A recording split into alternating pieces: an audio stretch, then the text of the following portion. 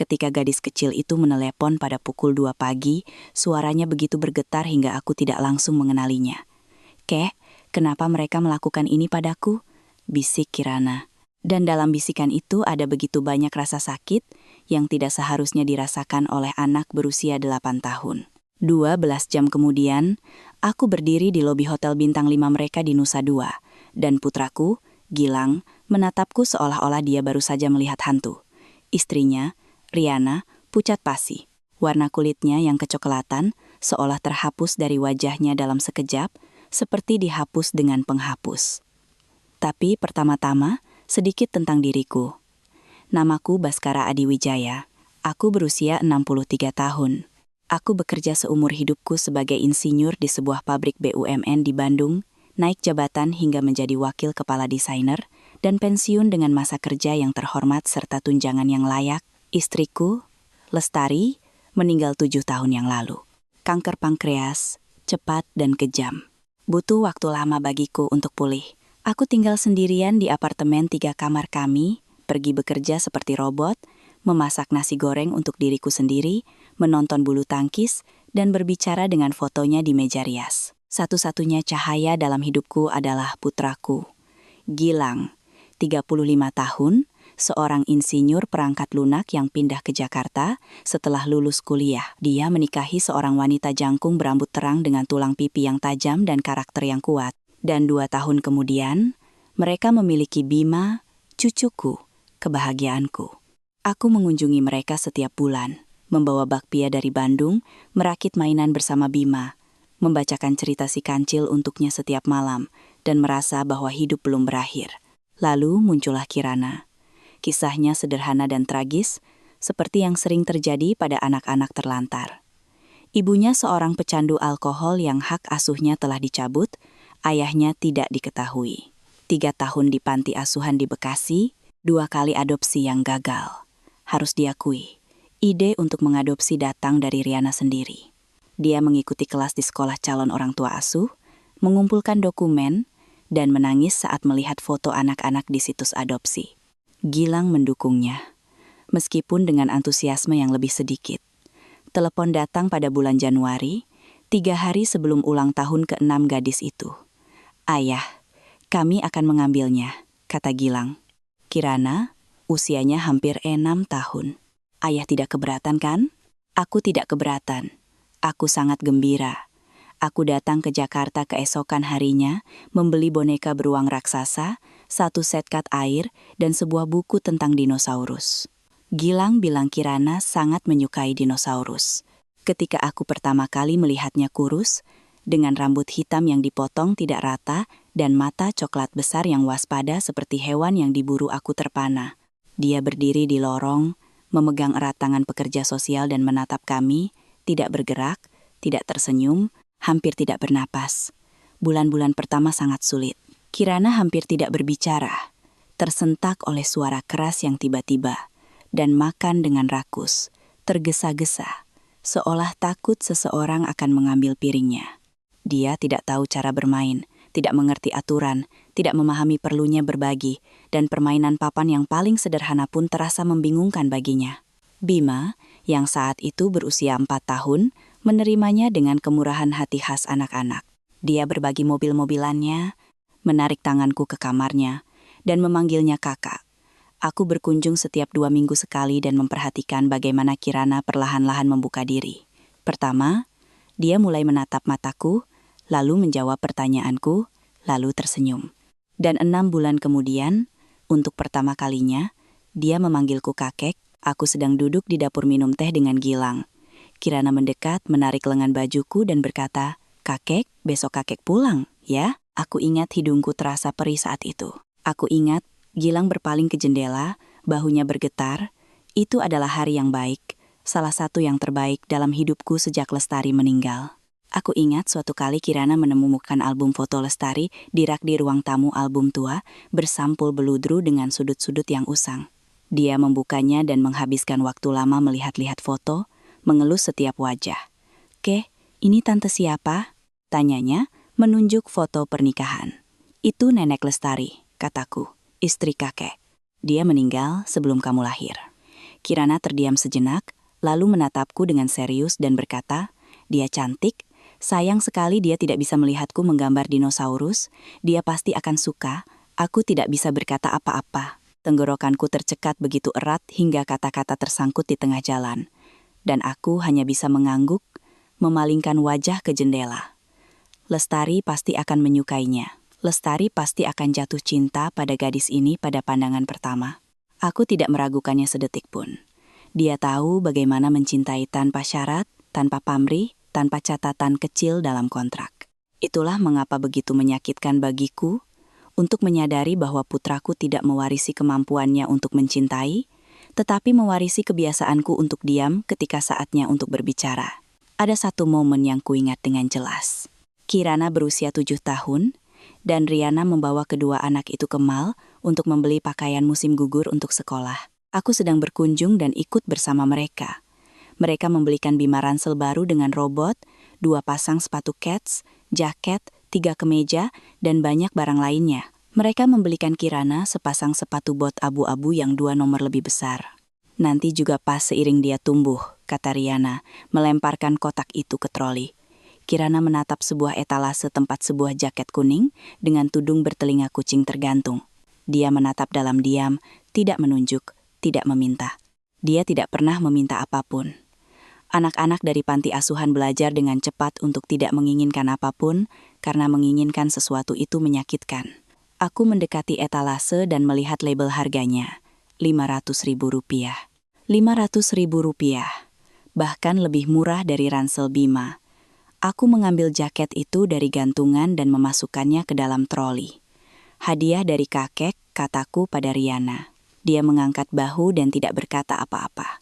Kirana memakai jaket itu langsung di toko dan tidak melepaskannya sampai kami tiba di rumah, meskipun di luar suhunya 28 derajat. Dia berjalan di sekitar apartemen dengan jaket kuning bertelinga kucing itu, dan untuk pertama kalinya, aku melihatnya tertawa. Bukan tersenyum, tapi tertawa terbahak-bahak, benar-benar lepas kendali. Aku ingat tawa itu, dan ternyata aku mengingatnya karena alasan yang bagus. 2 tahun berlalu, Kirana berusia 8 tahun, Bima 6 tahun.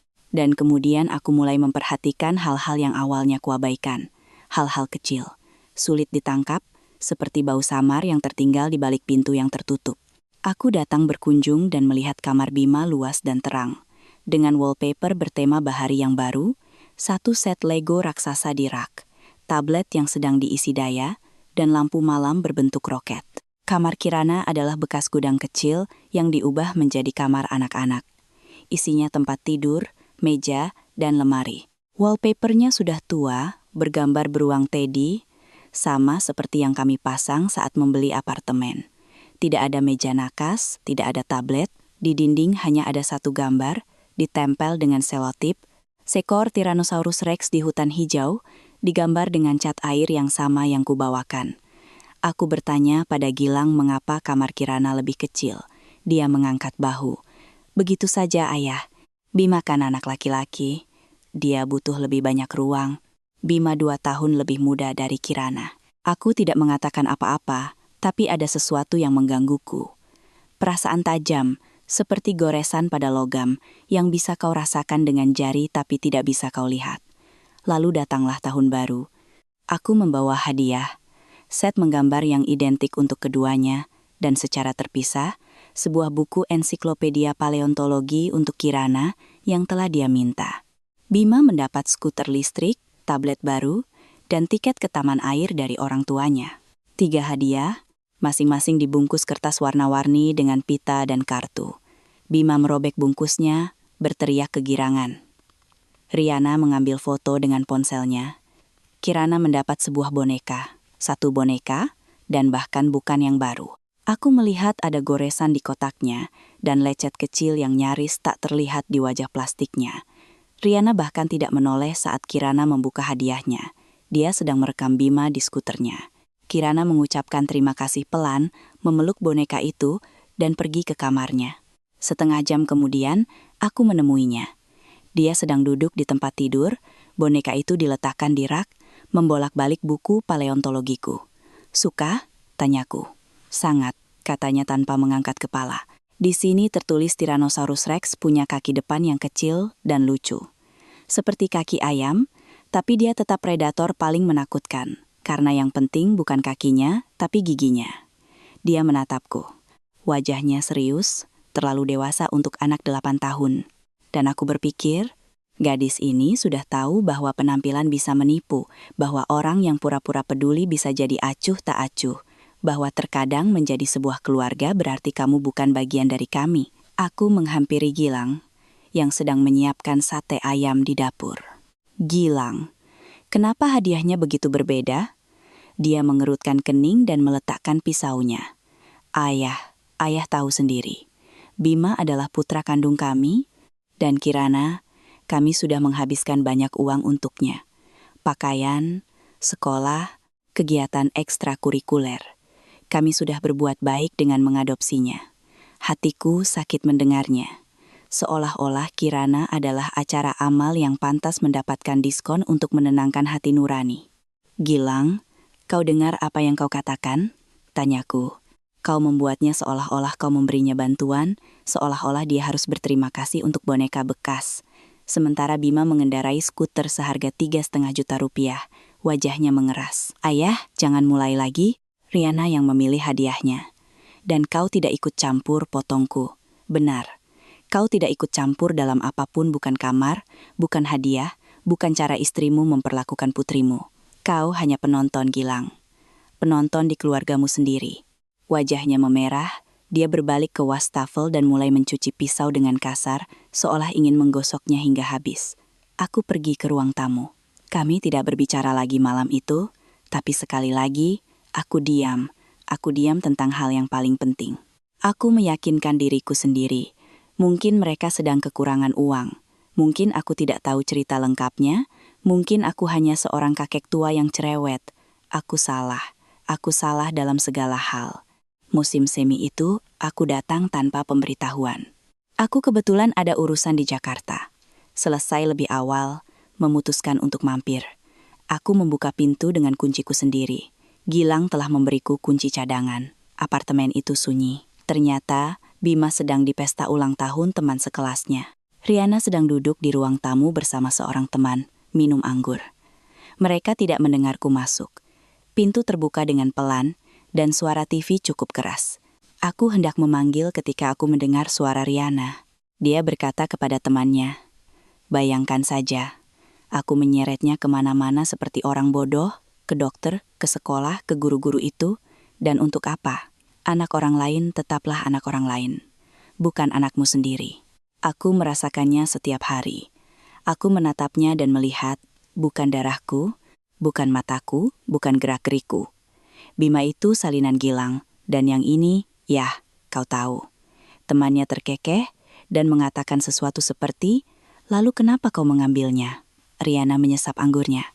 Para psikolog di kursus itu terus berkata, "Cintailah dia seperti anakmu sendiri." Yah, aku sudah mencoba. Itu berlangsung selama 6 bulan. Lalu, aku tidak bisa.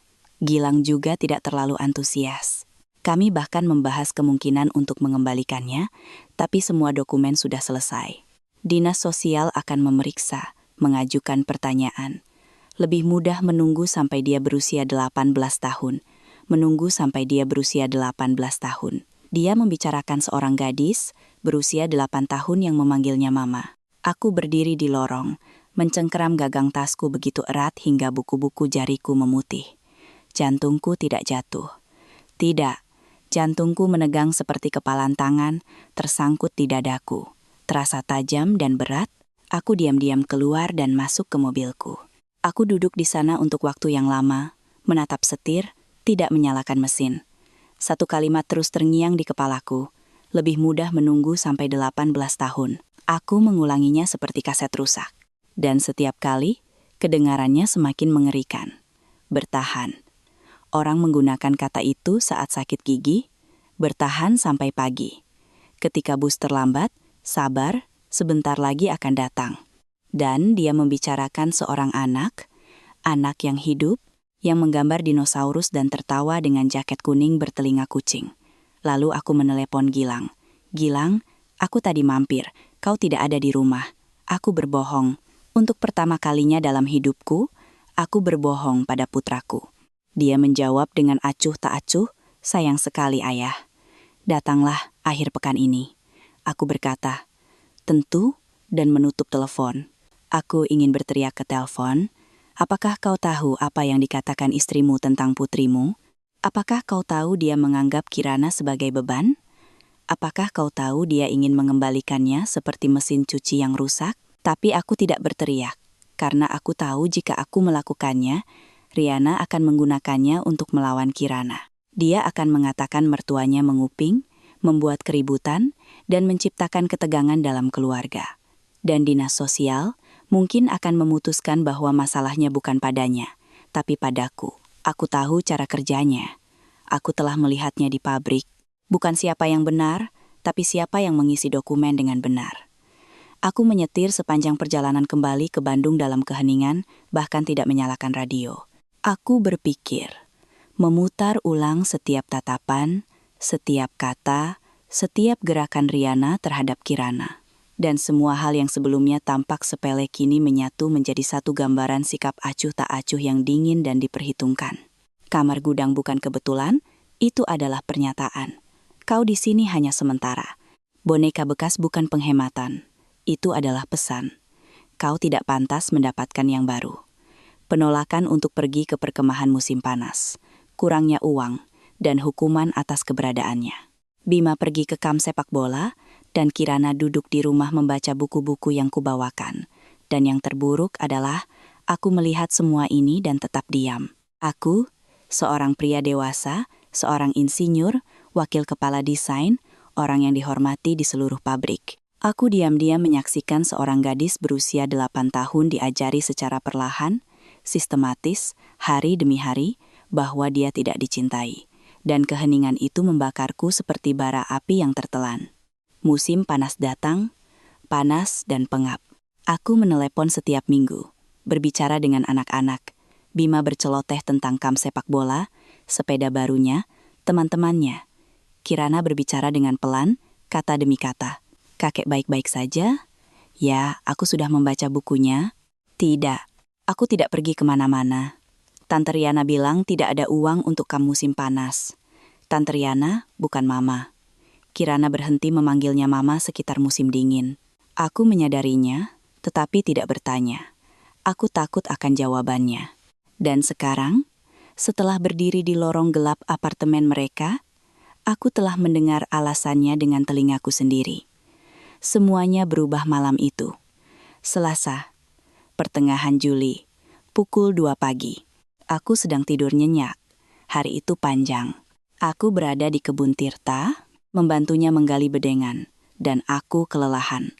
Teleponku berdering, dan aku tidak bisa langsung menemukannya. Aku meraba-raba di meja nakas, menjatuhkan segelas air, dan akhirnya menemukannya. Nomor. Kirana muncul di layar. Aku memberinya telepon tombol tua 6 bulan yang lalu.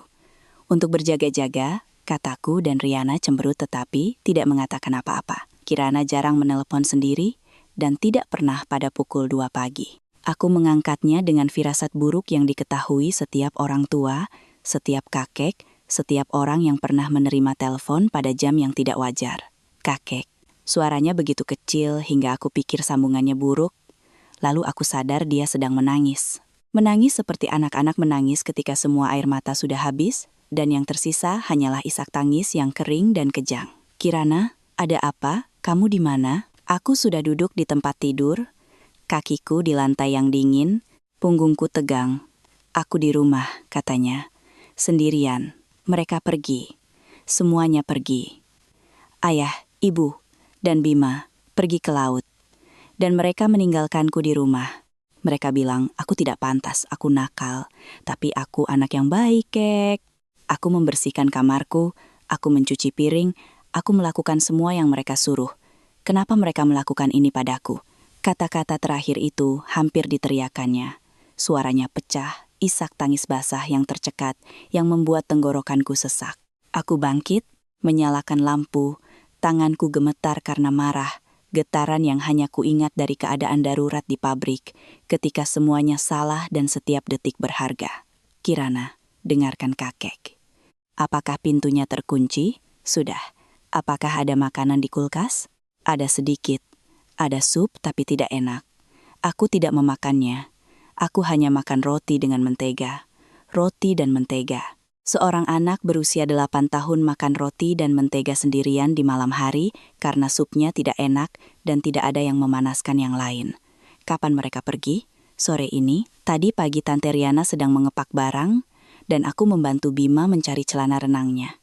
Lalu mereka mulai berpakaian dan aku juga mulai berpakaian. Dan Tante Riana berkata, kamu tidak akan kemana-mana. Jadilah anak baik, kami akan segera kembali.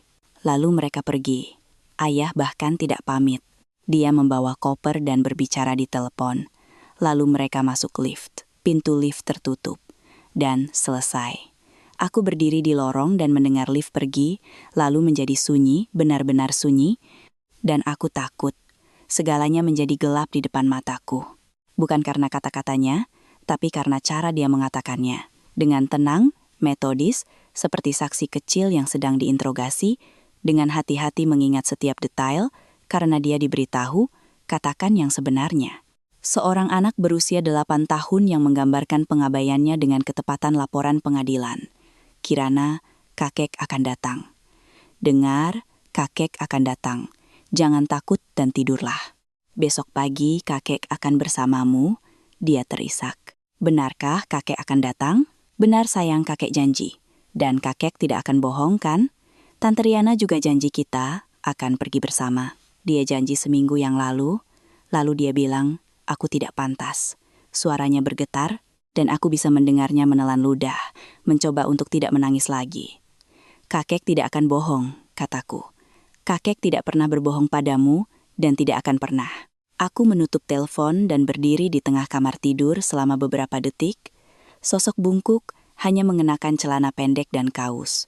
Merasakan sesuatu membuncah di dalam diriku yang sudah lama tidak kurasakan. Bukan kemarahan, tidak. Kemarahan itu panas, impulsif, cepat. Apa yang membuncah di dalam diriku dingin, berat dan lambat, seperti timah cair. Itu adalah kemurkaan. Kemurkaan seorang ayah yang menyadari putranya bukan lagi pria yang dibesarkannya. Kemurkaan seorang kakek yang cucunya telah dibuang seperti barang tak berguna. Kemurkaan seorang pria yang telah menghabiskan hidupnya membangun keluarga hanya untuk menemukan bahwa itu semua adalah kebohongan. Aku berjalan ke lemari, Lestari menatapku dari sebuah foto. Muda, dengan lesung pipi, dengan senyum lembut yang bisa menenangkan siapapun. Tari, kataku keras.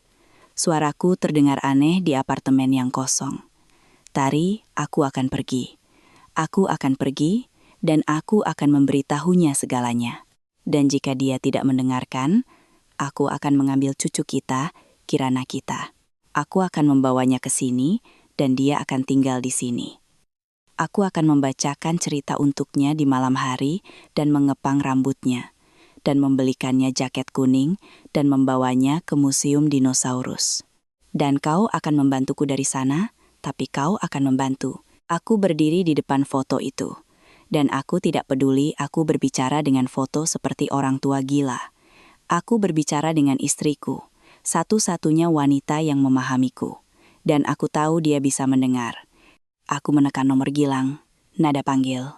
1, 2, 3, 4. Panggilan terputus. Aku menekan lagi. Panggilan terputus lagi. Aku menulis pesan.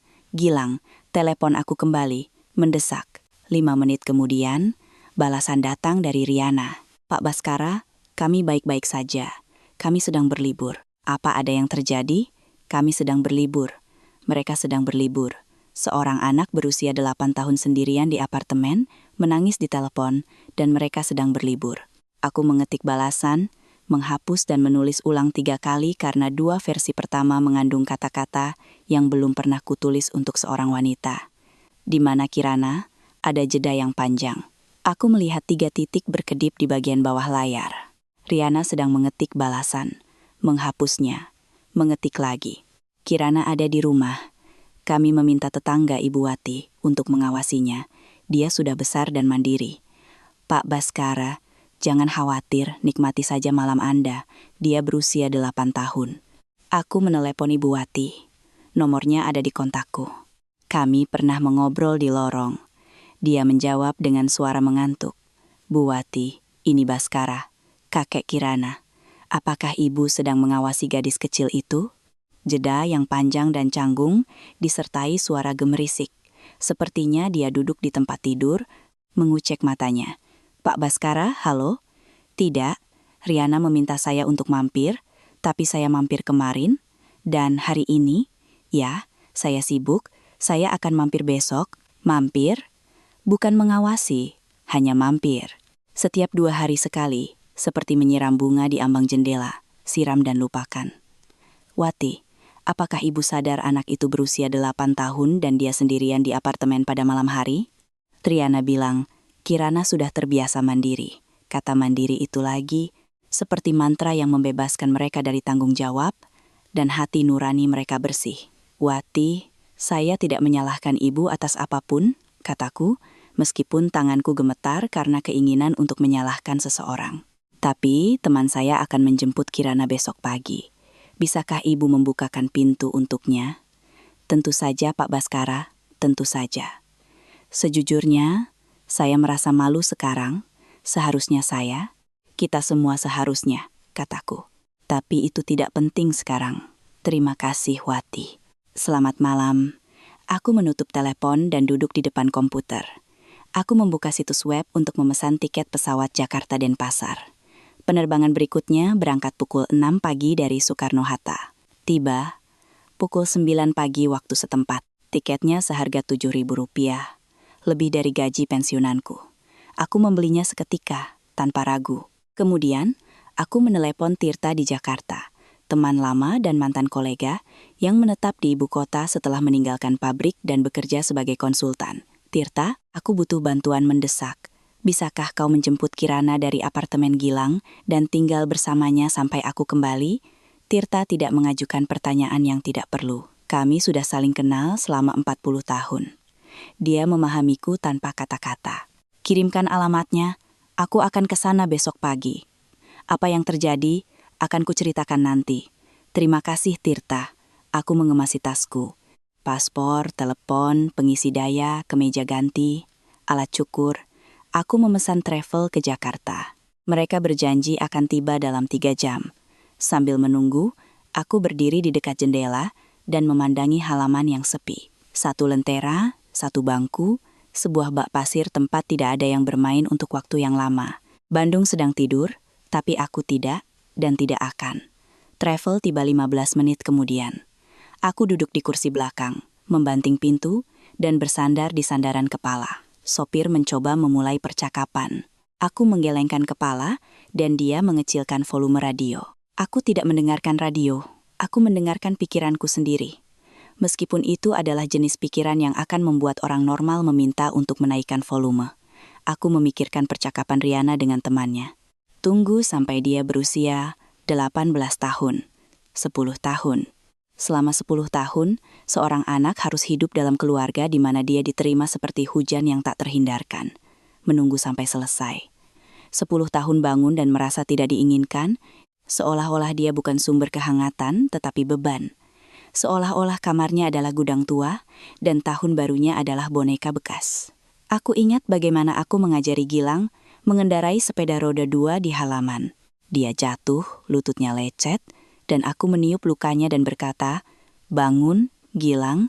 Laki-laki tidak menyerah. Mereka membawa Kirana masuk, dan dia berdiri di lorong, memegang tangan pekerja sosial, dan aku menawarkan boneka beruang itu padanya. Dia menatapku tapi tidak mengambilnya. Hanya 1 jam kemudian, ketika aku meletakkan beruang itu di kursi di sebelahnya, dan mulai berbicara dengannya, dia mengambilnya. Kirana datang, mengambilnya, dan membawanya pulang. Sejak saat itu, beruang itu tidur bersamanya setiap malam. Aku menamainya Pak Kumis. Kirana setuju. Dan sekarang, saat ini, dia sedang tidur, memeluk Pak Kumis di apartemen kosong yang ditinggalkan keluarganya untuk pergi ke laut tanpa pamit. Di suatu tempat dekat Cikarang, sopir berhenti di sebuah pom bensin. Aku keluar dan membeli kopi dari mesin penjual otomatis, pahit seperti aspirin. Tanganku berhenti gemetar. Tapi di dalam, dengungan yang monoton dan tak henti-hentinya terus berdenyut. Aku melihat diriku di cermin kamar mandi. Mata merah, janggut beruban, kerutan yang tampak bertambah dalam 1 jam terakhir, 63 tahun. Lutut sakit, pensiunan, dan penerbangan ke Bali di depan mata untuk mengatakan kepada putraku kata-kata yang setelah itu tidak akan pernah ada yang sama lagi. Aku tiba di Bandara Soekarno-Hatta pukul 5 pagi. Parkir, check-in, kontrol paspor semuanya terjadi dalam kabut, seolah-olah secara otomatis. Aku menelepon Tirta, dia sudah dalam perjalanan ke apartemen Gilang. Kuncinya di bawah keset? Tidak. Kode intercom 4782, apartemen 56. Kirana tahu kau akan datang. Aku meneleponnya. Bas, kau yakin? Tirta, jangan tanya. Mengerti, aku tidak akan bertanya. Aku akan melakukannya. Itulah mengapa aku menghargai Tirta. 40 tahun persahabatan dan tidak ada satupun pertanyaan yang tidak perlu ketika dia melihat orang lain tidak ingin bicara. 1 jam kemudian, Tirta menelepon kembali. Aku sudah bersamanya. Tapi, kau tahu, awalnya dia tidak mau membuka pintu. Berdiri di belakang pintu dan tidak mengatakan apa-apa. Aku bisa mendengar napasnya melalui lubang intip. Aku berkata, Kirana, nama saya Tirta. Saya teman kakek Baskara. Beliau meminta saya untuk datang. Beliau sedang di bandara sekarang. Dia diam selama 1 menit lagi, lalu bertanya, kakek memberiku boneka beruang apa namanya? Aku hampir tertawa. Usia 8 tahun dan dia memeriksa seperti mata-mata. Aku bilang, Pak Kumis. Lalu dia membuka pintu. Aku bernapas lega. Gadis yang cerdas, anak yang baik. Dia tidak membuka pintu untuk orang asing dan memeriksa kata sandi. Setidaknya di panti asuhan, dia belajar sesuatu yang berguna. Jangan cepat percaya. Sayangnya, kehidupan telah mengajarkan pelajaran ini terlalu baik padanya. Aku menelepon Kirana. Dia belum tidur. Kakek pasti datang kan? Suaranya tidak lagi menangis, tapi begitu lemah seolah-olah akan pecah karena kata yang keras. Ya, sayang, Om Tirta, teman kakek, ada bersamamu. Dia orang baik, dia akan tinggal bersamamu sampai kakek kembali. Dan kakek akan pergi berbicara dengan ayah, jeda. Apakah ayah akan marah padaku? Tidak, ayah tidak akan marah padamu. Kakek janji. Jeda lagi, lebih lama dari yang pertama, lalu bisikan, seolah takut ada yang mendengar. Kek, ini salahku. Mungkin aku nakal, mungkin aku melakukan sesuatu yang salah.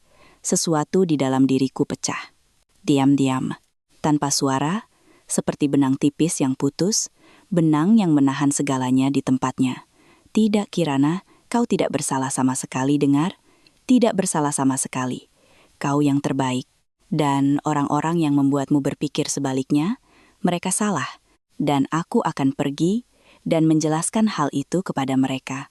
Aku tidak tidur di pesawat. Aku duduk di dekat jendela, memandangi awan, dan memikirkan apa yang menantiku. Aku tahu kemana mereka pergi.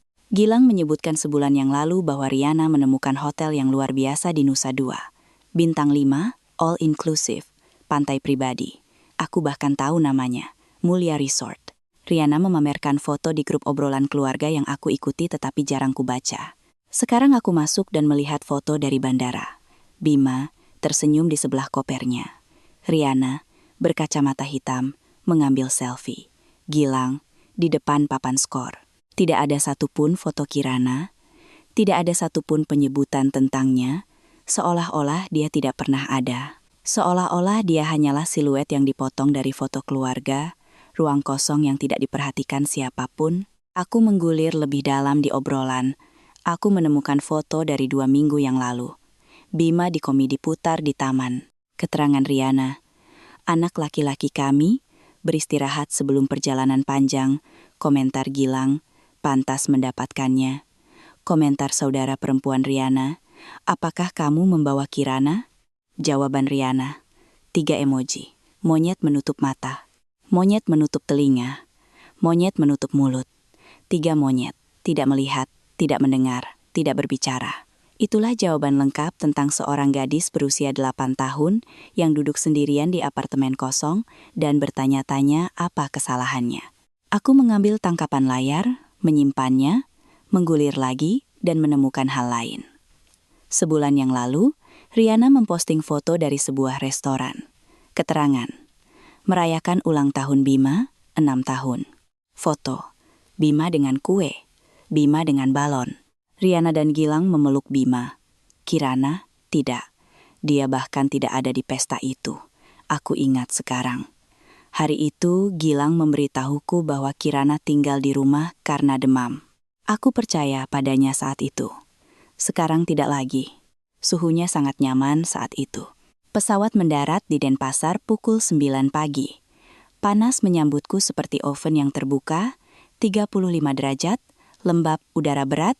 Aku keluar dari bandara dan berhenti sejenak. Setelah berada di pesawat ber-AC, tubuhku tidak tahan dengan panas ini. Kemejaku langsung menempel di punggungku. Kacamataku berembun. Pemandangan yang penuh warna dan kacau mengelilingiku. Sopir taksi dengan papan nama, bus antar jemput, keluarga dengan anak-anak dan koper, bau sate dari kafe terdekat, surga liburan bagi seseorang. Aku mengambil taksi dan menyebutkan nama hotel. Sopir itu mengangguk. Tempat yang terkenal, setengah jam perjalanan. Aku melihat keluar jendela, ke barisan pohon palem, laut biru kehijauan di kejauhan, villa-villa putih, tanda-tanda restoran dan bar yang tak terhitung jumlahnya, dan berpikir mereka mungkin sedang duduk di tepi kolam renang sekarang, minum mojito, mengolesi Bima dengan tabir surya, memposting foto ke obrolan keluarga. Satu lagi foto tanpa Kirana. Dan Kirana sedang duduk sendirian di apartemen di Jakarta, menatap dinding, dan Pak Kumis ada di dekatnya. Satu-satunya yang tidak meninggalkannya. Boneka beruang dengan mata kancing yang diikat dengan benang ternyata lebih bisa diandalkan, lebih asli, daripada dua orang dewasa yang berjanji akan menjadi keluarga. Hotel itu persis seperti yang kubayangkan. Putih berkilauan, dengan lobi marmer dan air mancur di tengahnya. Di resepsionis, mereka bilang tidak bisa memberikan nomor kamar, tapi bisa menelepon. Tidak ada yang menjawab. Para tamu sedang di pantai. Aku duduk di kursi berlengan menghadap pintu masuk dan menunggu. Orang-orang yang berjemur, mengenakan sandal jepit. Dengan handuk di bahu, anak-anak kecil berpegangan tangan berjalan melewatinya.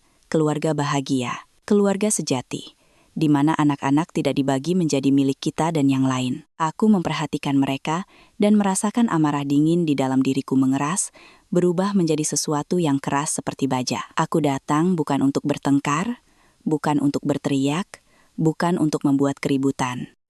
Aku datang untuk mengambil apa yang menjadi milikku, cucuku, hakku untuk menjadi kakeknya, hakku untuk berkata, cukup.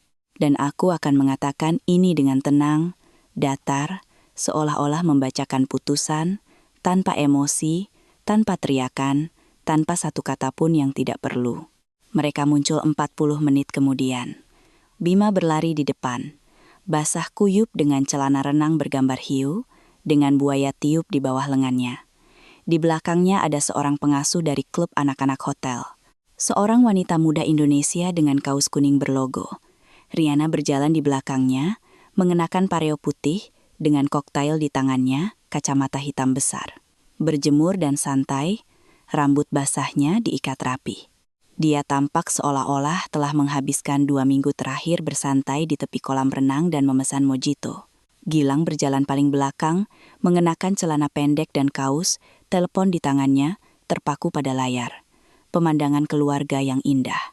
Kartu pos dari Instagram. 3 orang di resor. 3, karena yang keempat ditinggal di Jakarta. Sendirian, dengan roti, mentega, dan boneka beruang, aku bangkit. Bima melihatku lebih dulu. "Kakek!" teriaknya dan berlari ke arahku. Aku menangkapnya, basah dan hangat, berbau klorin dan matahari. "Halo Bima." Riana berhenti, gelas di tangannya bergetar. Gilang mengangkat kepalanya dari telepon, dan aku melihat darah mengalir dari wajahnya. Perlahan, seperti air pasang, pertama pipinya memucat, lalu bibirnya. Dia berdiri di sana seperti tersambar petir, diam, tidak bergerak, hanya matanya yang melebar dan teleponnya hampir jatuh dari tangannya. Dia tahu, begitu dia melihatku di lobi Hotel Bali, dia mengerti segalanya. Dia mengerti bahwa aku tahu.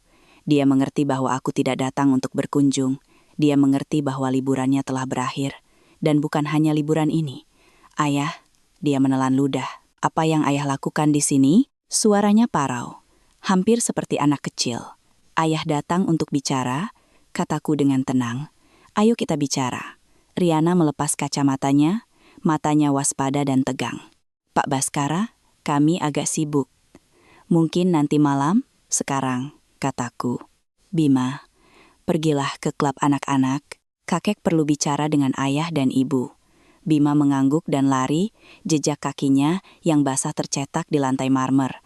Kami duduk di sudut lobi, 3 kursi berlengan di sekitar meja kaca rendah. Riana duduk dengan kaki disilangkan dan mulai mengaduk-aduk sedotan di gelasnya.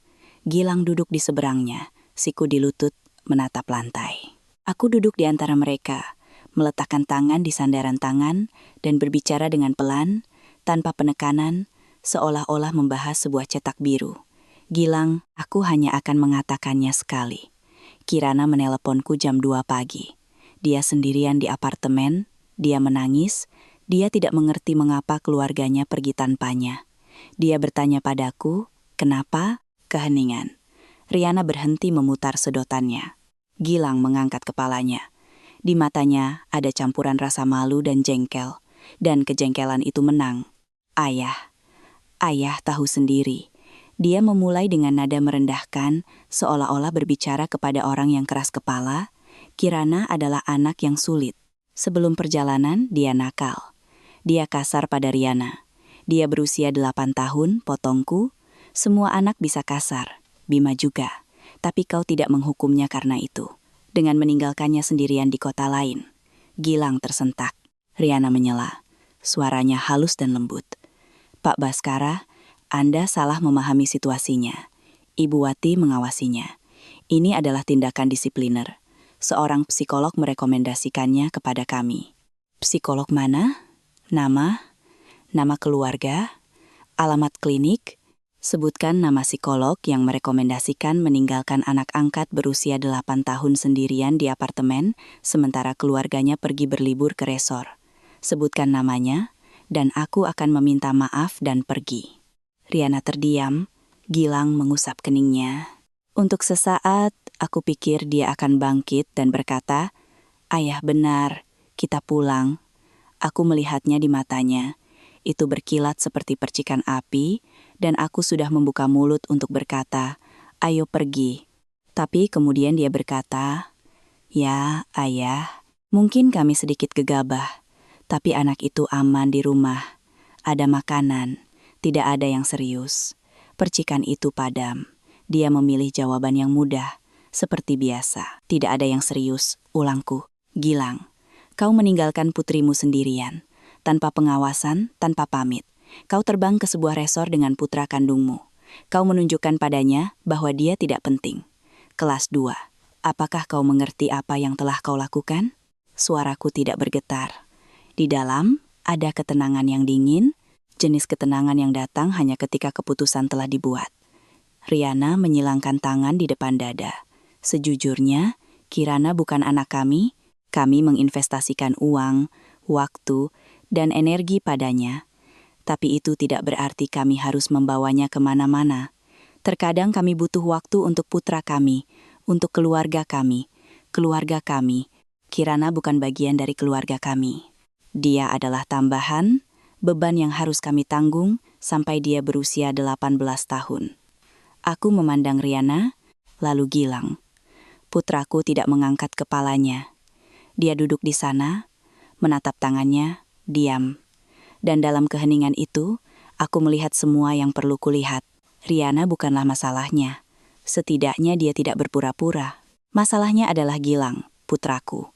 Dia tahu itu salah tetapi memilih untuk diam, memilih kenyamanan, memilih kolam renang dan mojito daripada hati nuraninya. Gilang, kataku, dan akhirnya dia mengangkat kepalanya. Ibumu membesarkanmu sendirian setelah dia sakit. Dia bekerja shift ganda agar kau bisa masuk sekolah yang bagus. Dia menjual villa untuk membayar kuliahmu. Tidak pernah, kau dengar, tidak pernah dia berkata kepadamu, kau berutang padaku. Karena kau tidak berutang apapun padanya, kau adalah putranya. Dia melakukannya karena cinta. Tapi Kirana juga tidak berutang apapun padamu.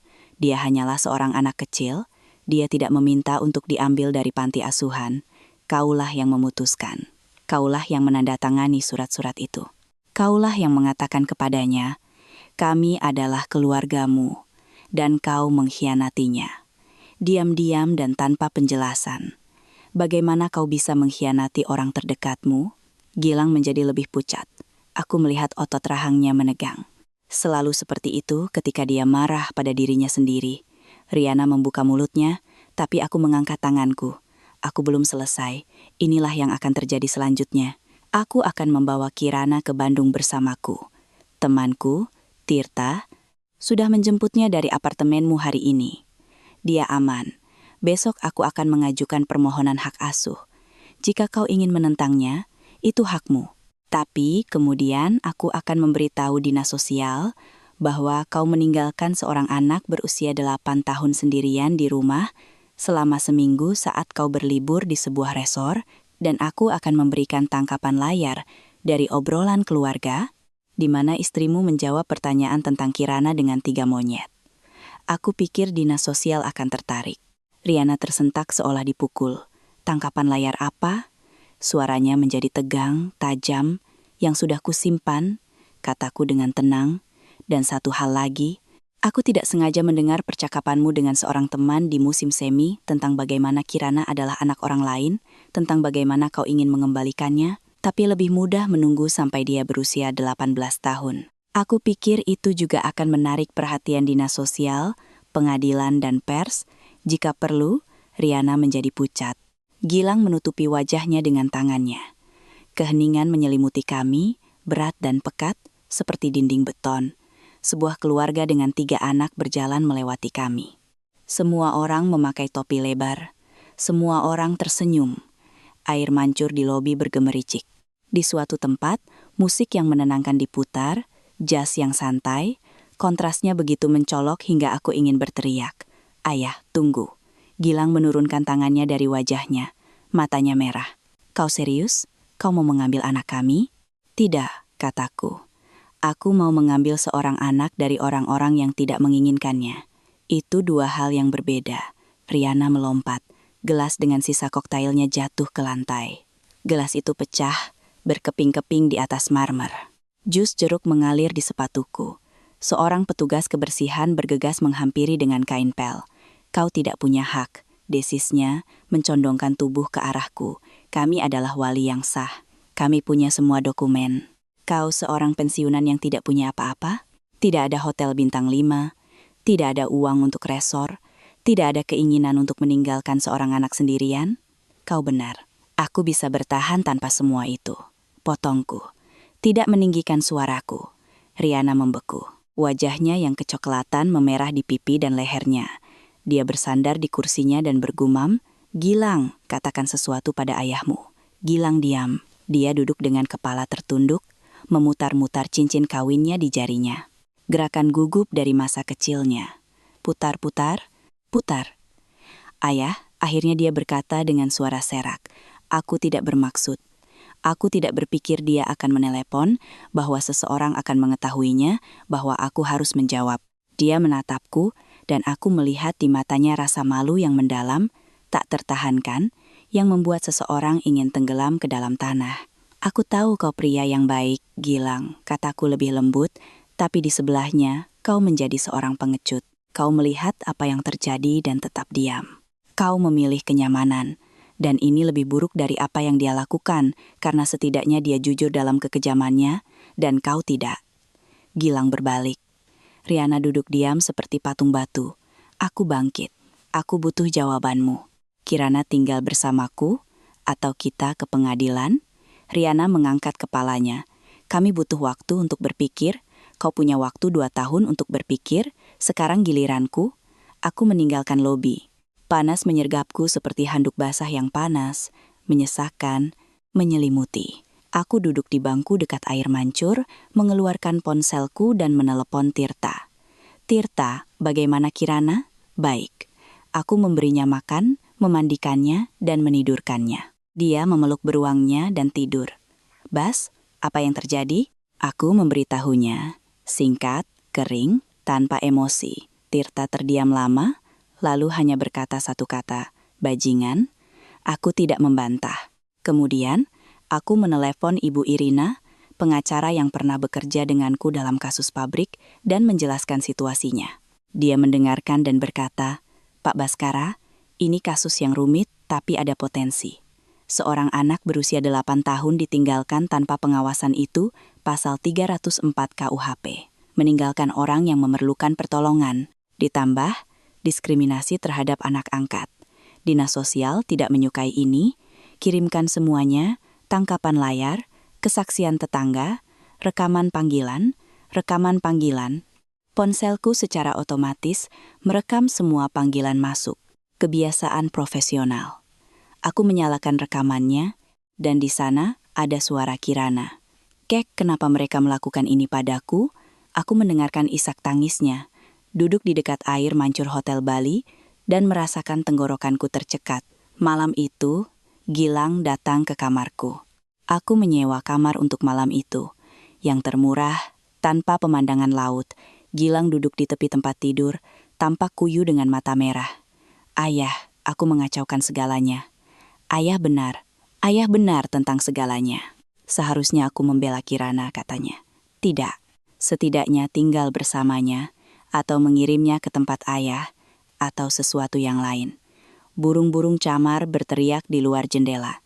"Kenapa kau tidak melakukan semua itu?" tanyaku.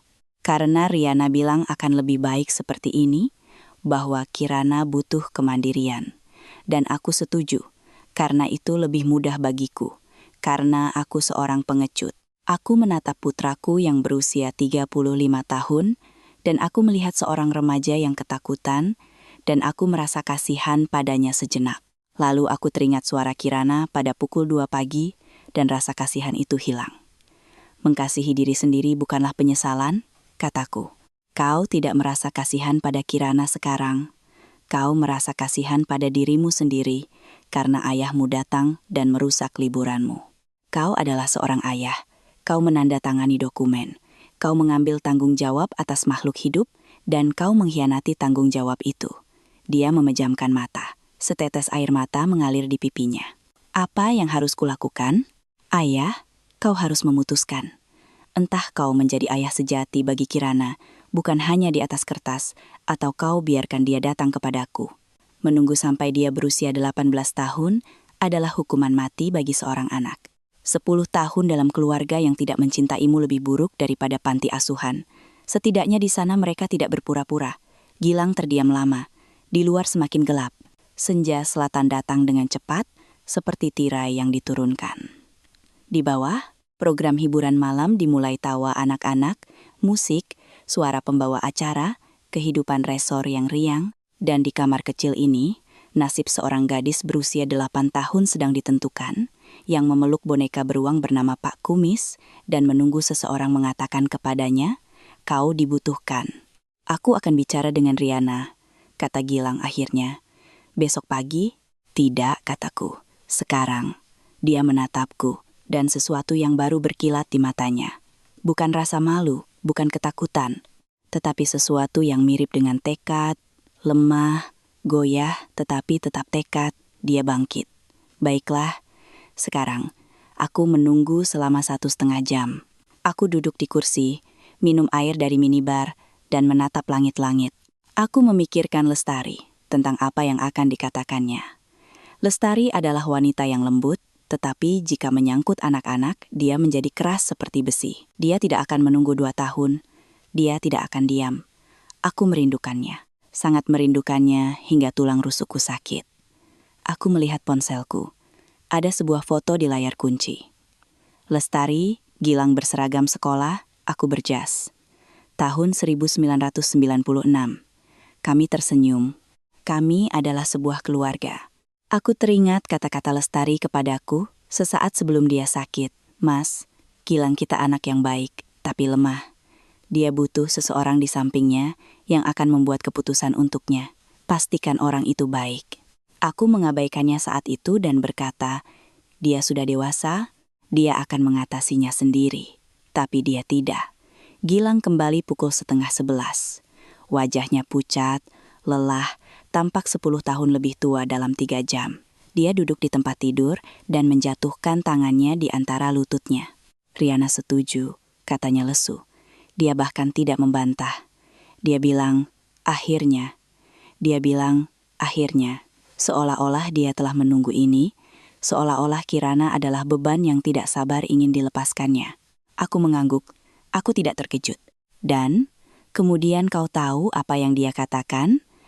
Lanjut Gilang, suaranya terdengar seperti milik orang lain. Dia berkata, sekarang kita akhirnya bisa hidup normal, sebagai keluarga normal. Normal. Tanpa anak yang dia janjikan untuk dicintai, itu normal baginya. Dia terdiam, dan dalam keheningan itu, musik dari disko malam terdengar melalui dinding. Bum bum bum ceria, santai bodoh. Dan kau? Tanyaku. Apa yang kau putuskan? Dia mengangkat kepalanya. Aku ingin tetap menjadi ayah Kirana. Aku ingin memperbaiki segalanya, tapi aku tidak tahu bagaimana. Aku tidak tahu apakah dia akan memaafkanku. Aku tidak tahu apakah aku bisa bersamanya jika Riana. Dia terdiam. Aku sadar dia tidak menyelesaikan kalimatnya. Jika Riana memberinya ultimatum. Gilang, kataku. Aku berusia 63 tahun. Lututku lemah, penglihatanku buruk, dan pensiunku hanya 6 juta rupiah. Tapi aku siap mengambil Kirana dan membesarkannya sendiri, karena dia milikku. Dia menjadi milikku saat dia memanggilku kakek. Dan kau putuskan sendiri siapa yang lebih penting bagimu. Istri yang meninggalkan putrimu atau putri yang kau janjikan untuk dicintai. Putuskan, tapi putuskan dengan jujur, atau itu akan menjadi canggung. Dia pergi. Aku berbaring di tempat tidur tanpa melepas pakaianku, menatap langit-langit. Putih, dengan retakan kecil di sudut, seperti kilat. Aku bertanya-tanya, apakah Kirana sudah tidur? Aku menelepon Tirta. Tirta, dia tidur? Dia tidur. Memeluk beruangnya, aku meletakkan bantalku di bawah kepalanya, dan dia tertidur. Kau tahu apa yang dia katakan padaku sebelum tidur? Dia berkata, Om Tirta, Om tidak akan pergi kemana-mana saat aku tidur, kan? Aku bilang tidak. Dia menyuruhku berjanji. Aku berjanji. Bas, dia anak yang luar biasa. Aku menunggu. Selesaikan urusanmu dengan Gilang dan kembalilah. Aku memejamkan mata dan tertidur lelap tanpa mimpi. Aku terbangun karena ketukan pintu pukul 6 pagi. Gilang berdiri di ambang pintu dengan sebuah koper. Wajahnya tegas, matanya merah karena kurang tidur, tapi berbeda. Lebih keras, lebih dewasa. Ayah, aku akan terbang bersamamu ke Jakarta, ke Kirana. Aku menatapnya, tidak bergerak.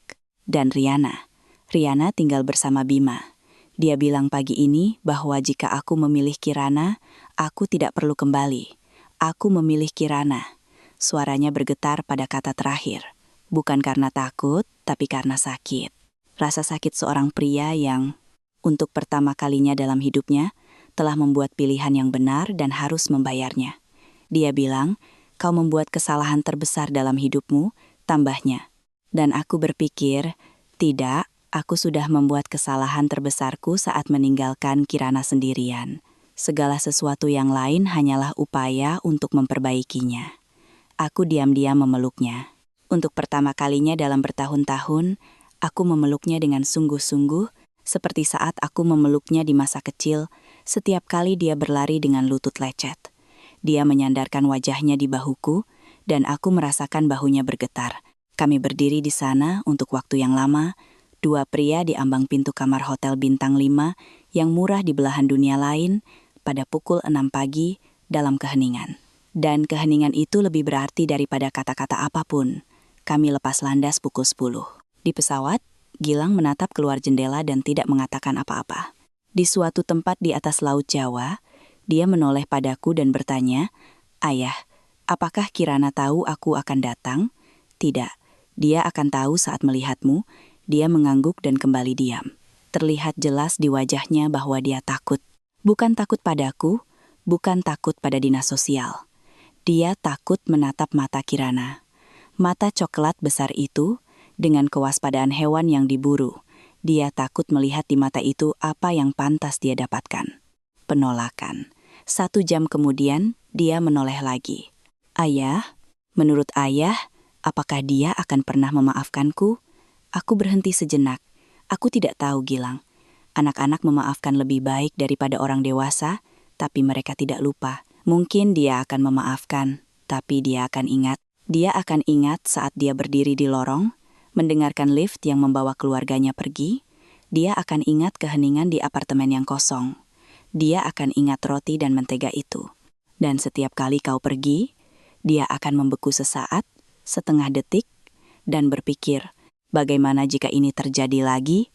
Ini tidak akan hilang. Ini telah menjadi bagian dari dirinya. Dan tugasmu adalah membuat bagian ini menjadi kecil, tidak penting, tidak mendefinisikan. Tapi itu tidak akan hilang sama sekali. Hal-hal seperti ini tidak pernah hilang. Gilang kembali menatap keluar jendela. Aku melihatnya menggigit bibirnya begitu keras hingga memutih, hingga sakit. Biarkan saja, biarkan sakit. Biarkan dia ingat, rasa sakit adalah guru terbaik bagi mereka yang tuli terhadap kata-kata. Kami tiba di Jakarta pukul 3 sore. Naik taksi dari Soekarno-Hatta, terjebak macet.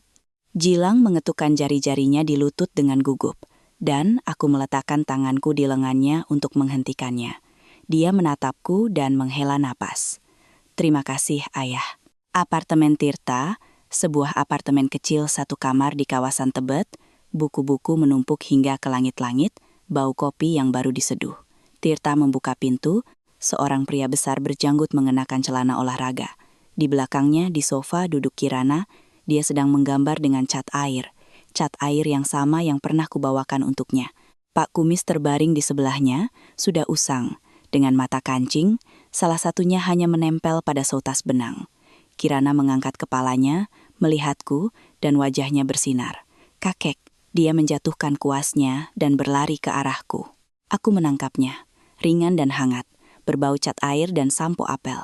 Dia melingkarkan lengannya di leherku dan memelukku erat dengan putus asa, seperti orang yang berpegangan pada pelampung. Aku memeluknya dan merasakan dia gemetar, getaran kecil yang tidak bisa kau lihat, tetapi bisa kau rasakan di kulitmu. Kek, kupikir kakek tidak akan datang, bisiknya di telingaku. Kupikir kakek juga tidak mau, 6 tahun, dan hidup telah mengajarinya bahwa dia bisa ditinggalkan. 8 tahun, dan hidup telah mengkonfirmasinya. Kakek akan selalu mau, kataku. Dengar, selalu. Kau milikku, dan aku milikmu. Begitulah adanya, dan akan selalu begitu, titik. Dia memelukku lebih erat. Tirta berdiri di pintu dapur, menyilangkan tangan, memalingkan muka. Dia berpura-pura tidak melihat kilau di matanya. Pria yang keras, mantan perwira, yang di pabrik bisa menceramahi seluruh bengkel hingga mereka pingsan. Dan sekarang matanya berkaca-kaca, hanya karena seorang gadis kecil berusia 8 tahun telah berkata kepada kakeknya, kupikir kakek juga tidak mau. Dan kemudian dia melihat Gilang. Aku merasakan tubuhnya menegang. Lengan di leherku menjadi kaku. Dia menarik diri sedikit dan menatapnya dari balik bahuku, dari bawah alisnya, dengan tatapan hewan buruan yang sama yang kulihat saat kami menjemputnya dari panti asuhan. Gilang berjongkok, menatap matanya. Kirana, katanya, suaranya bergetar seperti ranting kering. Maafkan ayah. Ini salah ayah. Seharusnya ayah tidak pergi tanpamu. Ayah adalah ayah yang buruk. Tapi ayah ingin memperbaikinya jika kamu memberiku kesempatan. Kirana menatapnya untuk waktu yang lama. Tirta diam-diam masuk ke dapur. Begitu sunyi hingga hanya suara lalu lintas Tebet yang terdengar di luar jendela. Kirana tidak menjawab. Sebaliknya, dia bertanya, kenapa ayah tidak pamit? Saat ayah pergi, kenapa ayah bahkan tidak bilang, dadah Kirana? Gilang membuka mulutnya dan menutupnya lagi. Dia tidak tahu harus berkata apa. Karena jawabannya terlalu sederhana dan terlalu kejam karena dia malu, karena lebih mudah untuk tidak menatap matanya, tidak mengatakan apa-apa, tidak melihatnya berdiri di lorong dan melihatnya pergi. Lebih mudah untuk membawa koper dan berbicara di telepon, saat lift membawanya turun, bersembunyi dari hati nuraninya sendiri. Karena ayah takut, akhirnya dia berkata, ayah takut menatap matamu karena ayah tahu ayah melakukan hal yang salah dan ayah tidak punya keberanian untuk berhenti. Itu mungkin jawaban jujur pertama yang dia berikan padanya dalam 2 tahun, dan Kirana merasakannya. Anak-anak selalu merasakan ketika orang dewasa mengatakan yang sebenarnya. Dan ibu? Kirana bertanya pelan. Ibu tidak kembali. Gilang menelan ludah dengan susah payah. Ibu butuh waktu. Tapi ayah di sini, dan kakek di sini, dan kami tidak akan kemana-mana. Kirana terdiam. Lalu, perlahan, hati-hati, dia mengulurkan tangannya dan menyentuh pipi Gilang. Gilang memejamkan mata, air mata mengalir di wajahnya. Kirana menarik tangannya dan menoleh padaku. Kek, bolehkah aku tinggal bersama kakek? Aku melirik Gilang dan dia mengangguk. Tentu saja, sayang, kataku. Tentu saja. 2 bulan berikutnya adalah kegilaan. Dokumen perwalian, kunjungan dari pihak berwenang, percakapan dengan psikolog, tumpukan kertas yang tak ada habisnya. Ibu Irina bekerja seperti mesin, menembus birokrasi, menelepon, mengajukan permintaan.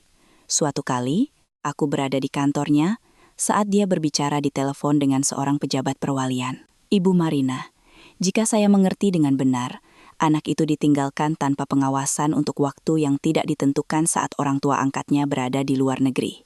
Ini adalah pasal 304 KUHP. Apakah Anda ingin saya mengajukan pernyataan ke kejaksaan? Atau bisakah kita menyelesaikan ini dalam kerangka hukum keluarga? 3 hari setelah panggilan ini, seorang inspektur datang ke tempat kami. Seorang wanita muda dengan mata lelah, papan klip, dan setumpuk formulir. Dia memeriksa apartemen, berbicara dengan Kirana, berbicara denganku, mencatat kesaksian Ibu Wati, dan berkata, Pak Baskara, saya melihat anak itu bahagia di sini, kami akan mendukung permohonan Anda. Selama kunjungan inspektur, Kirana duduk di kamarnya menggambar, berpura-pura semuanya baik-baik saja. Tetapi ketika inspektur pergi, dia masuk ke dapur dan bertanya, Kek, apakah wanita itu bisa membawaku kembali? Tidak, kataku. Tidak ada yang akan membawamu kemanapun, kau sudah di rumah. Dia mengangguk. Serius, seperti orang dewasa, seolah-olah menandai sebuah item dalam daftar tugas mental. Ada rumah, ada kakek, ada beruang, kita bisa melanjutkan hidup. Riana kembali dari Bali dan mengajukan gugatan cerai. Gilang tidak menentangnya. Dia pindah ke apartemen sewaan di Jakarta, dan setiap akhir pekan dia datang ke Bandung untuk mengunjungi Kirana dan aku. Kunjungan pertama sangat sulit, Kirana menghindarinya. Bukan ketakutan yang terbuka, bukan teriakan dan air mata, tetapi ketakutan yang sunyi seperti di panti asuhan. Dia akan menegang ketika Gilang masuk, menjawab dengan singkat, dan tidak menatap matanya. Gilang sabar. Dia membawakannya buku-buku tentang dinosaurus dan puzzle. Tidak memaksanya, hanya ada di sana, duduk di dapur, minum teh denganku, dan menunggu. Kadang-kadang aku melihatnya menatap pintu kamar Kirana yang tertutup, tidak berkedip untuk waktu yang lama, seperti seseorang yang berdiri di depan pintu yang terkunci, tidak tahu apakah harus mengetuk atau menunggu. Pertengahan September, Kirana masuk ke dapur, tempat Gilang dan aku sedang mendiskusikan renovasi kamar barunya. Dia berdiri di ambang pintu, mungil, mengenakan piyama dinosaurus, dan mengamati dalam diam. Lalu dia mendekati Gilang, naik ke pangkuannya, dan membenamkan diri padanya. Dia tidak mengatakan apa-apa, hanya membenamkan diri. Gilang menegang, takut untuk bernapas, takut untuk membuatnya takut. Lalu dia dengan lembut memeluknya. Mereka duduk seperti itu selama sekitar 15 menit. Aku menyesap tehku, melihat keluar jendela ke hujan bulan September, dan berpikir bahwa mungkin tidak semuanya hilang. Dinas Sosial menyetujui dokumen pada bulan Oktober. Aku menjadi wali sah Kirana. Gilang mempertahankan hak orang tuanya. Riana menandatangani surat pelepasan hak tanpa sepatah kata pun. Cepat, efisien, dan sangat final. Seperti menandatangani kwitansi laundry. Tanpa kata-kata yang tidak perlu, tanpa pertanyaan, tanpa melirik ke arahnya. Pena meluncur di atas kertas, dan babak 2 tahun dalam kehidupan Kirana ditutup seperti pintu yang dibanting. Bima tinggal bersama Riana. Itu adalah keputusan pengadilan. Gilang bertemu dengannya di akhir pekan, kadang-kadang membawanya ke Bandung, dan aku melihat putraku bergegas antara 2 rumah, 2 anak, dan untuk pertama kalinya, aku melihat dalam dirinya bukan seorang pengecut, tetapi seorang pria yang mencoba menanggung bebannya. Sulit, berliku-liku, penuh kesalahan, tetapi menanggungnya. Tidak menyalahkan orang lain, tidak bersembunyi di balik keputusan orang lain, menanggungnya sendiri. Aku ingat musim dingin itu sebagai masa pemulihan yang tenang. Kirana pergi ke sekolah baru, sekolah kecil, dengan seorang guru yang baik yang memahami situasinya dan memperlakukan Kirana dengan sangat lembut. Seorang psikolog bekerja dengannya 2 kali seminggu. Ibu Irina menemukan seorang spesialis yang bekerja dengan anak-anak angkat dan tahu bagaimana membantu seorang anak yang dikhianati mengatasi trauma kehilangan. Aku belajar mengepang rambut kikuk, tidak rata, dengan kepangan yang miring. Tapi Kirana tidak mengeluh. Aku belajar membuat pancake pisang. Dia menyukainya. Pertama kali, pancake itu gosong, hitam di satu sisi, mentah di sisi lain. Kirana makan 3 dan berkata, "Enak, Kek, lain kali kecilkan apinya." Sejak saat itu, bau pancake pisang menjadi bau rumah kami. Pagi hari Sabtu yang hangat. Setiap Sabtu pukul 9 pagi, aku berdiri di depan kompor dan Kirana duduk di meja bersama Pak Kumis memberikan perintah. "Balik, jangan sampai gosong." Tidak, masih terlalu cepat. Sekarang, aku belajar membaca bukan si kancil seperti dengan Bima, tetapi dunia yang hilang oleh Conan Doyle, karena Kirana menyukai dinosaurus dan menolak untuk tidur tanpa cerita. Ada saat-saat sulit, suatu kali di bulan November, Kirana pulang dari sekolah dan duduk di lantai di lorong tanpa melepas sepatunya. Dia hanya duduk dan tidak bergerak. Aku keluar dari dapur dan melihatnya. Duduk di lantai, ransel di sampingnya, mata kering, wajah tak bergerak. "Kirana, ada apa?" Dia diam. Aku duduk di sebelahnya, tepat di lantai. Lututku yang sakit mengerang saat melakukannya. Aku duduk dan menunggu. 5 menit kemudian, dia berkata, "Di sekolah, Nastia bilang, aku punya 2 ibu yang meninggalkanku, bahwa aku cacat." Aku mengepalkan tanganku begitu erat hingga kuku-kuku menancap di telapak tanganku. "Nastia itu bodoh," kataku. "Kau tidak cacat, kau barang langka, seperti porselen terbaik. 1 dari sejuta. Hanya saja, tidak semua orang mampu memilikinya." Tapi kakek mampu. Dia menatapku dengan skeptis. "Kek, kau membandingkanku dengan porselen? Memangnya kenapa?" Porselen adalah kebanggaan meja, hiasan utamanya. Tanpa porselen, teh bukanlah teh, hanya air panas. Dia mendengus, lalu tersenyum, lalu bangkit dari lantai dan pergi ke kamarnya. Krisis telah berlalu, tapi aku mengingat nama Nastia. Keesokan harinya, aku berbicara dengan guru.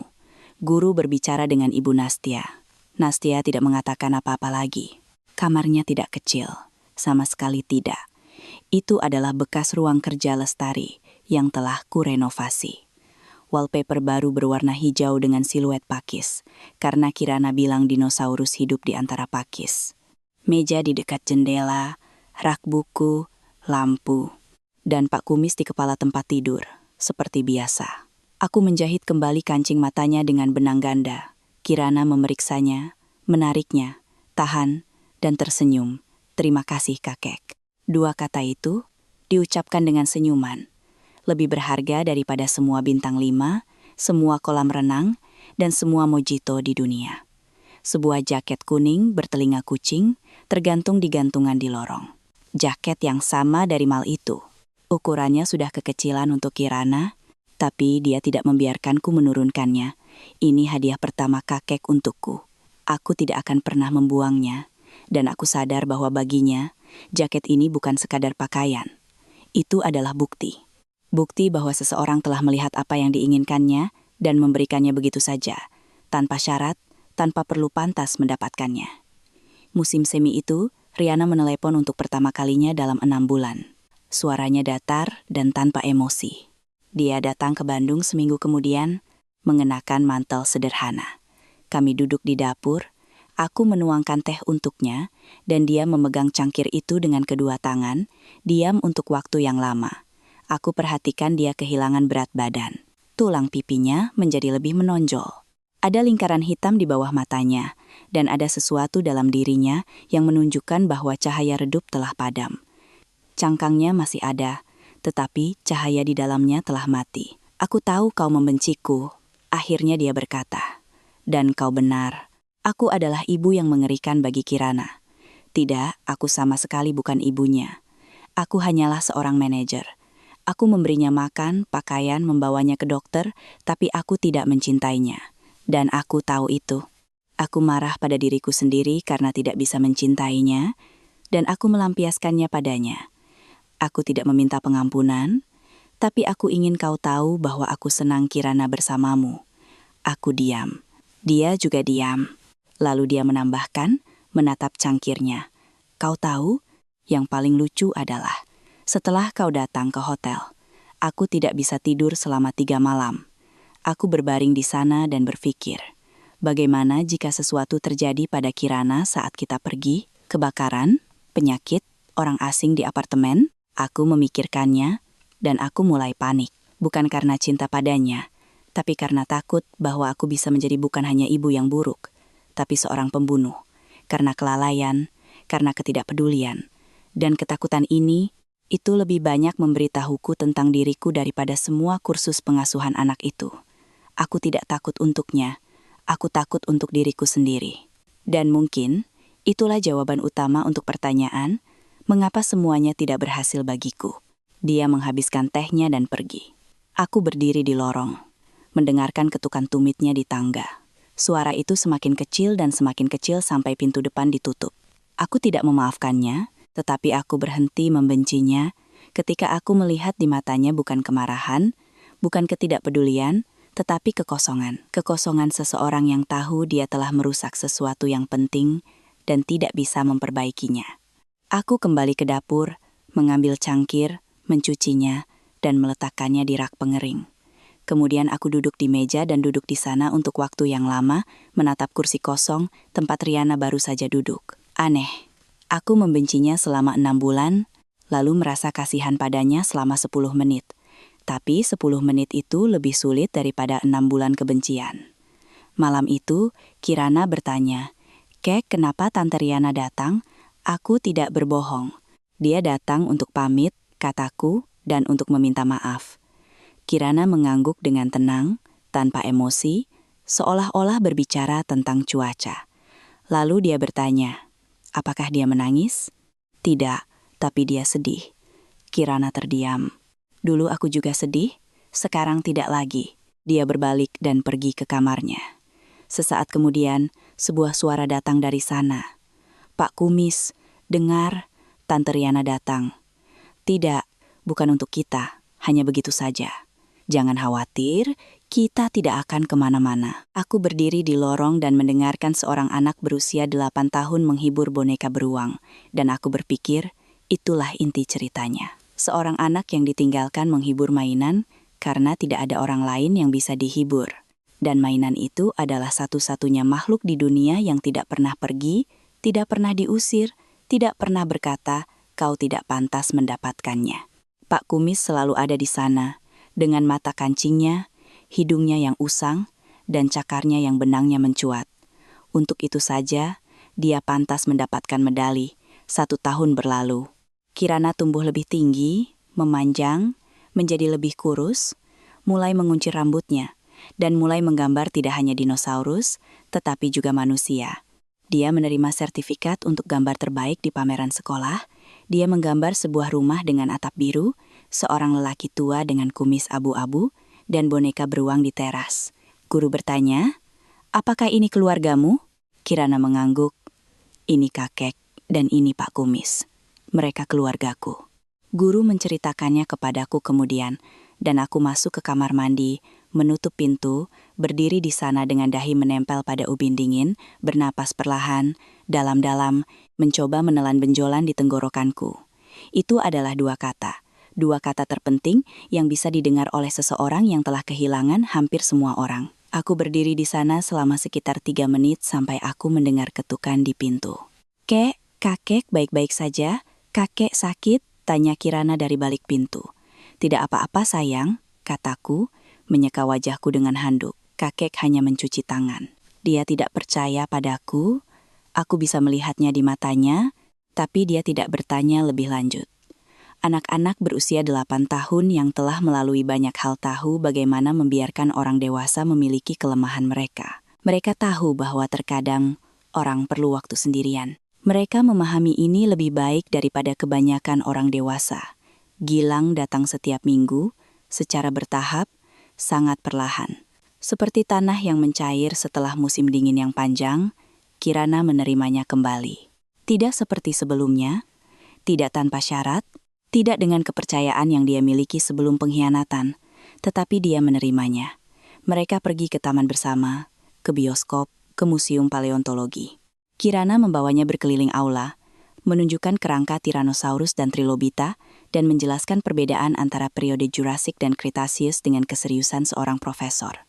Gilang mendengarkan, mengangguk, mengajukan pertanyaan. Dia benar-benar mencoba, bukan untuk pamer, bukan untuk mendapatkan simpati, bukan untukku, tetapi untuknya. Suatu malam di bulan November, dia meneleponku. Suaranya aneh, tercekat, dan sekaligus bingung, seperti suara seseorang yang baru saja menyaksikan sesuatu yang luar biasa. Ayah, bisa ayah bayangkan. Hari ini aku dan Kirana sedang berjalan di sepanjang tepi sungai, dan tiba-tiba dia menggandeng tanganku. Dia hanya berjalan dan menggandeng tanganku. Dan kami berjalan seperti itu selama sekitar 10 menit dalam keheningan, bergandengan tangan, dan aku berpikir, inilah yang sepadan dengan segalanya. Aku mendengarkan dan diam. Aku tidak perlu mengatakan apa-apa. Dia mengerti segalanya. Dia mengerti apa yang coba kujelaskan padanya di kamar hotel Bali itu. Anak-anak tidak memaafkan dengan mudah, tetapi ketika mereka melakukannya, itu lebih berharga daripada hadiah apapun di dunia. Dan mereka hanya menggandeng tangan orang-orang yang telah mereka putuskan untuk diterima kembali ke dalam hidup mereka. Menjelang musim panas, dia menyewa sebuah apartemen di Bandung, sebuah apartemen kecil 2 kamar, 10 menit dari rumah kami. Aku ingin dekat, aku bisa bekerja dari jarak jauh. Aku ingin benar-benar menjadi seorang ayah. Aku menatapnya, dan untuk pertama kalinya dalam 2 tahun, aku melihat Gilangku kembali. Orang yang kuajari mengendarai sepeda, yang lututnya lecet kutiup dan kukatakan, bangun, Gilang, laki-laki tidak pernah menyerah. Dia telah bangkit. Akhirnya dia bangkit, dan tidak hanya bangkit, dia berlari. Berlari untuk menebus waktu yang hilang, kepercayaan yang hancur, cinta yang hampir terbunuh. Bima datang untuk liburan. Usia 7 tahun, sekarang pemalu, tidak yakin bagaimana harus bersikap, selalu menghindari kontak mata. Dia tumbuh, menjadi lebih kurus, dan di wajahnya aku melihat Gilang. Tulang pipi yang sama, dagu yang sama, kebiasaan yang sama untuk memutar-mutar sesuatu di tangannya saat gugup. Dia membawakan Kirana hadiah, model Triceratops plastik kecil, dari koleksi yang Riana belikan untuknya. Aku tahu kau suka dinosaurus, katanya, menyerahkannya kepada Kirana seolah-olah itu adalah medali. Kirana mengambilnya, membolak-baliknya di tangannya, lalu meletakkannya di rak di sebelah Pak Kumis. Terima kasih Bima, tapi itu Triceratops, bukan Brontosaurus. Dia punya 3 tanduk. Lihat, Bima mengangguk. Aku tahu. Ibu bilang Brontosaurus, tapi aku mencari Triceratops di internet. Kirana memperlakukannya dengan tenang, tanpa dendam, tetapi tanpa kehangatan seperti sebelumnya. Pada akhir liburan, mereka bermain bersama lagi, membangun model Jurassic Park di lantai ruang tamu, dan Bima menirukan suara dinosaurus, dan Kirana akan mengoreksinya. Tidak, T-Rex tidak mengaum seperti itu. Dia lebih dalam, dan dia menunjukkannya, menggembungkan pipinya, dan mengeluarkan geraman. Aku duduk di kursi, menyesap teh, dan tersenyum. Untuk pertama kalinya dalam waktu yang lama, aku tersenyum. Terakhir kali Riana mengingatkanku tentang dirinya adalah di musim gugur dengan sebuah surat untuk Kirana. Aku memberikan amplop itu padanya tanpa membukanya. Kirana membacanya di balik pintu tertutup, keluar 10 menit kemudian dan berkata, "Kek, boleh aku minta pancake?" Aku tidak bertanya apa isi surat itu. Itu adalah rahasianya. Aku hanya memperhatikan bahwa amplop itu telah berpindah dari rak ke bagian bawah lemari, di bawah tumpukan selimut musim dingin. Tidak dibuang, tetapi tidak terlihat. Sekarang bulan Desember. Di luar musim dingin Bandung yang kelabu dan basah, dengan kepingan salju langka yang meleleh sebelum menyentuh tanah. Aku sedang duduk di dapur. Dapur yang sama tempat aku pernah memasak nasi goreng dan berbicara dengan foto Lestari di lemari. Foto itu masih di sana, tapi sekarang ada yang lain di sebelahnya. Kirana, aku, dan Pak Kumis. Musim panas di taman, dengan air mancur di latar belakang. Kirana tersenyum lebar, terbuka, tanpa rasa malu. Pak Kumis duduk di pangkuannya, dengan mata kancingnya yang lebar. Aku juga tersenyum di foto itu. Kakek tua biasa, sepertiku. Gilang datang 1 jam yang lalu, membawa bahan makanan, dan membantu memperbaiki keran di kamar mandi.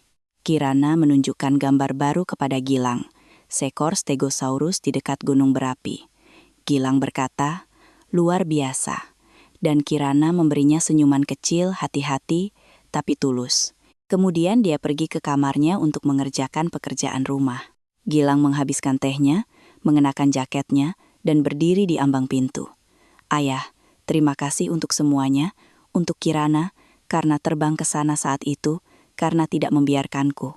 Dia terdiam, memilih kata-katanya, karena tidak membiarkanku tetap seperti itu. Aku mengangguk. Pergilah, Gilang, besok kita akan makan pancake pisang. Dia tersenyum kecil. Singkat, sedih, hangat. Lalu dia pergi. Aku mendengar langkah kakinya di tangga. Berat, gemerisik jaket musim dinginnya. Lalu pintu depan ditutup. Suara yang sama seperti saat Riana pergi. Dulu terdengar seperti sebuah akhir, tapi sekarang itu adalah sebuah janji. Janji untuk kembali besok, dan lusa, dan setiap hari, karena hanya berjarak 10 menit berjalan kaki, dan karena laki-laki tidak pernah menyerah. Aku sedang mencuci cangkir.